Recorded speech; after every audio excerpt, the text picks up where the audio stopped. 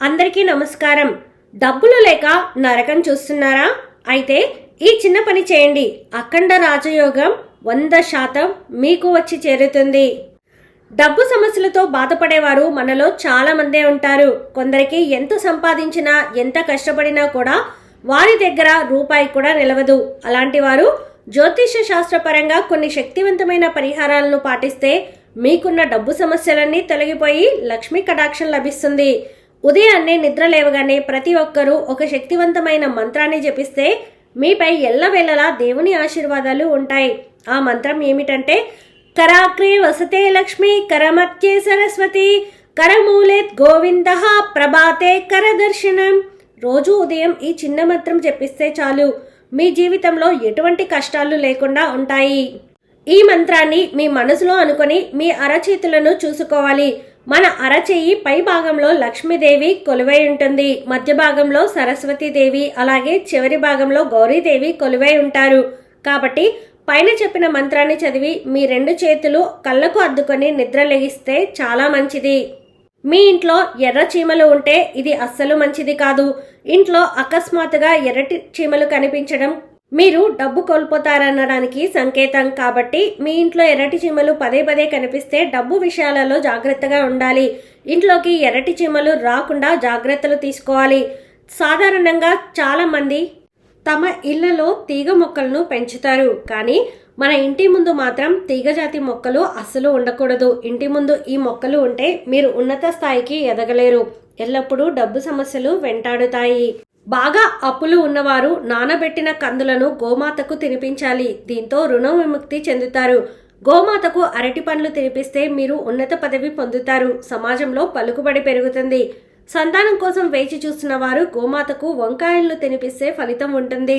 అదే వ్యాపారంలో అభివృద్ధిని కోరుకునేవారు గోమాతకు క్యారెట్లను తినిపించాలి. ఇలా చేస్తే మీ వ్యాపారంలో అనుకున్న ఫలితాలు లభిస్తాయి. చాలా మందికి సొంత ఇంటి కల ఉంటుంది. కాబట్టి మీరు త్వరగా ఇల్లు కట్టుకోవాలంటే మీ ఇంటి ముందుకు ఏవైనా పక్షులు వస్తే వాటికి ఆహారంగా బియ్యం గింజలను వేసి నీళ్లు పెట్టండి. ఇలా చేస్తే మీ సొంత ఇంటి కల త్వరగా నెరవేరుతుంది. ఇలా చేయడం కుదరని వారు మీ ఇంటి ముందుకు కాకులు వస్తే వాటికి అన్నం పెట్టండి. ఇలా చేయడం వల్ల మీరు అనుకున్న కోరిక వెంటనే నెరవేరుతుంది. ఇక చాలా మంది మహిళలు తమ చేతికి దేవుడి ఉంగరాలను పెట్టుకుంటారు. అయితే మహిళలు ప్రతి నెల నెలసరి సమయానికి ముందుగానే దేవుని ఉంగరాలను తీసివేయాలి. దేవుని ఉంగరం వేసుకుని మాంసాహారం భుజించకూడదు. డబ్బు సమస్యలతో బాధపడుతున్న వారు తాబేలు ఉంగరాన్ని ధరించండి. ఇది డబ్బులను ఆకర్షిస్తుంది. కాబట్టి తాబేలు ఉంగరాన్ని ధరిస్తే మీకు బాగా కలిసి వస్తుంది. మీ సంపద రెట్టింపు అవ్వాలంటే గురువారం నాడు శివాలయానికి వెళ్ళి శివలింగం దగ్గర ఒక కొబ్బరికాయను పెట్టి దేవునికి నమస్కరించండి. తర్వాత ఆ కొబ్బరికాయను మీ ఇంటికి తీసుకువచ్చి ఒక పసుపు రంగు వస్త్రంతో చుట్టి మీ బీరువాలో ఉంచండి. ఇలా చేస్తే ఆ శివానుగ్రహంతో మీ సంపద ఖచ్చితంగా రెట్టింపు అవుతుంది. ఆడపిల్లని మహాలక్ష్మి స్వరూపంగా భావించి శుక్రవారం మంచిదంటారు. కానీ ధర్మశాస్త్రాల ప్రకారం స్త్రీలు శుక్రవారం మరియు మంగళవారం రోజు అస్సలు తలంటు పోసుకోరాదు. మంగళ శుక్రవారాల్లో స్త్రీలు తలస్నానం చేస్తే మీ కుటుంబానికి ఆపదలు సంభవిస్తాయి. కాబట్టి ఈ 2 రోజుల్లో స్త్రీలు తలస్నానం చేయకపోవడమే మంచిది. హిందూ మతంలో ఓం నమ శివాయ అనే మంత్రాన్ని శివ పంచాక్షరి మంత్రంగా పిలుస్తారు. ఈ మంత్రాన్ని జపించడం వలన మీకున్న అన్ని అడ్డంకులు తొలగిపోతాయి. ఈ మంత్రాన్ని రోజు 108 సార్లు జపిస్తే మీకు మంచి జరుగుతుంది. పూజ చేసే సమయంలో నుదుటిపై కుంకుమ బొట్టు తప్పనిసరిగా పెట్టుకోవాలి. అలా పెట్టుకోకుండా పూజలు చేయరాదు.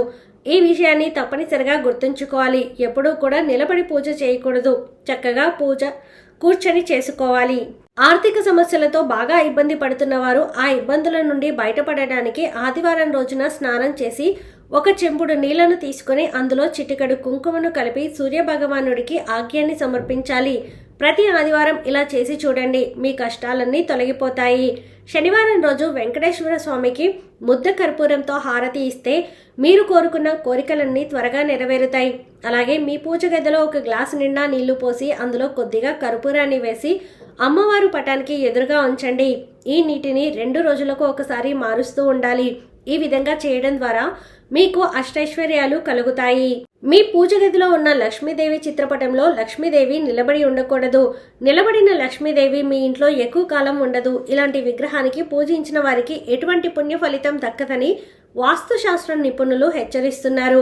కాబట్టి వాస్తుశాస్త్రం ప్రకారం తామర పువ్వుపై కూర్చున్న లక్ష్మీదేవి పటం మాత్రమే మీ పూజ గదిలో ఉండాలి. ఇలాంటి పటాన్ని పూజించడం వల్ల సిరి సంపదలకు దేవత అయిన మహాలక్ష్మి మీ ఇంట్లో ఎల్లప్పుడూ కొలువై ఉంటుంది. ఆవు నెయ్యితో దీపారాధన చేస్తే మనసులో ఉన్న ఎటువంటి కోరికలైనా త్వరగా తీరుతాయని చెబుతున్నారు. అన్ని నూనెల కంటే ఆవు నెయ్యితో దీపారాధన చాలా శ్రేష్టం. నిత్యం లక్ష్మీ కటాక్షం కావాలనుకునేవారు ఆవు నెయ్యితో దీపం వెలిగించండి. అలాగే మీ పూజ గదిలో ఖచ్చితంగా పంచముఖ ఆంజనేయ స్వామి పటం ఉండాలి. పంచముఖ ఆంజనేయుడిని పూజించడం వల్ల మీ ఇంటికి నరదిష్టి తగలకుండా ఉంటుంది. అలాగే చాలా మంది పూజ గదిలో శివలింగాన్ని ఉంచి పూజిస్తారు. ఇంట్లో పూజించే శివలింగం ఎప్పుడూ కూడా చాలా చిన్నగా ఉండాలి. అలాగే మీ పూజ గదిలో 1 కంటే ఎక్కువ శివలింగాలు ఉండకూడదు. అలాగే వాస్తు ప్రకారం మీ ఇంట్లో పనిచేయని గడియారం ఉండకూడదు. సమయాన్ని సూచించే గడియారం పని చేయకపోతే ఆ ఇంటి వారికి అశుభం. మీ ఇంట్లో విరిగిన వస్తువులు ఉండడం కూడా వాస్తు దోషమేనని, విరిగిన వస్తువులను ఇంట్లో ఉంచితే అశుభ ఫలితాలు కలుగుతాయని, ఆర్థిక నష్టం, ఆరోగ్య సమస్యలు వెంటాడతాయి. పగిలిన గాజులు ఇంట్లో ఉండడం అస్సలు మంచిది కాదు. ఈ వీడియో మీకు నచ్చితే ప్లీజ్ లైక్ చేయండి. మరికొంతమందికి వీడియోని షేర్ చేయండి. ఫస్ట్ టైం ఛానల్ని చూసిన వారు సబ్స్క్రైబ్ చేసుకుని పక్కనే ఉన్నటువంటి బెల్ ఐకాన్ని క్లిక్ చేయండి. సర్వేజన సుఖినో భవంతు.